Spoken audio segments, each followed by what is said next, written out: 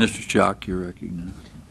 Thank you, Mr. Chairman, and thank you once again for hosting this very, very important hearing on a very important topic. Once again, it appears that there's some in this room that just believe in the policy of the ostrich. Stick our head in the sand long enough, it'll go away. The reality is we got a problem. And Dr. Schieber, I think you might be best to answer this. We hear about the fund eventually running out. Remind me again, and for our listeners, how many years is that estimated to be? The latest estimate, I believe, is 2036. So about 25 years. 25 from now. Years. And you said earlier that that's likely to be, assuming somebody's healthy and in relatively good shape, if they retire today at 65. You will be around 50 then. Lord willing. So in 2036, we deplete the assets. And so in 2037, if you're a recipient of benefits and you're to get $1,000 a month, what happens? You will the next month you will get $750. Okay, $750, and that goes for a year. Well, you would get a monthly check. Correct. But the first year after the year in which we deplete the assets, we go down to 77% of being able to meet liabilities. So the second year, what happens, we've accrued basically 23% of last year's liabilities that we haven't been able to pay. So now the second year, what happens? Under current law, Social Security cannot borrow money. So correct. Social Security would be making payments at that juncture, most people assume, at the rate at which money would be coming in. So if the rates are projected to be relatively constant out there. Mm-hmm. So it would govern along somewhere around 75%, 78%, whatever in that window. Of course, if we have one of the happy experiences, which we may have sometime in the future, like the one we've been through the last couple of years, and revenues drop very significantly, mm-hmm. then it might not be 75%. It may be 60%. Mm-hmm. So no guarantees. Mm-hmm.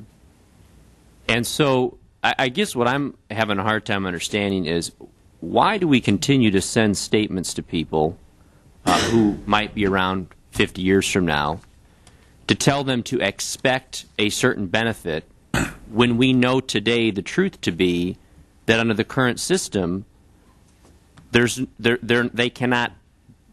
should not base their retirement on the current expectation. The statement has included generally a comment to the effect that the system is underfunded and that Congress is either going to have to do something or benefits could be reduced in the future. But the reason that they can't send out a statement to people who are 50 years old today or 40 years old today and say, oh, hey, by the way, here's kind of one calculation, but really your benefits are only going to be 70%, 80% of that, is because of the letters that those of you sitting at this table would get in response. But isn't that the truth? I mean, isn't current law say that based on the current assets in 2036, they're only going to get 77%? There's two aspects to current law. One is the revenue aspect, defining how much is going to be collected, and then there's a benefit formula aspect to it. And the law says something right now that is inconsistent in these two segments of its corpus. And the general public, I don't think, has a complete appreciation of what's going on. I think generally they know something's wrong. Mm-hmm.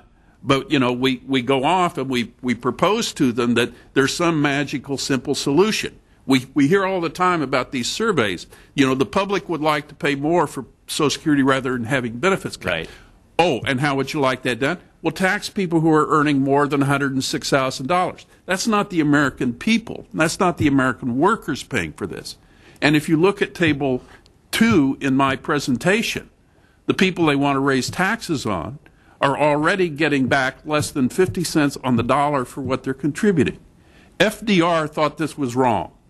The early architects thought it was wrong. And Robert Ball repeatedly said that these low rates of return in this system are wrong. And what they are talking about doing is exacerbating it because the American people, we hear, are willing to pay more taxes to support this program. Well, I see my time has expired, but it seems to me to send out a statement which we know to be false under current law. My last statement I had with me, I think, at the last hearing for those of you that were here, and it said that when I retire 40 years from now, I should plan based on my current income to receive $3,000 a month. And then it said, is Social Security in trouble? No. And it went in to say that under current law, it's required to meet the obligations and on and on and on. All I'm suggesting is for someone who's not in Congress, who's someone who doesn't serve on the Social Security Subcommittee of Ways and Means, who isn't privy to this information but only privy to the statement by which they're sent from the Social Security Administration, I think it's disingenuous, I think it's wrong, I think it's misinformation, and I think in many respects it's similar to a Ponzi scheme that we send people to jail for out in the real world.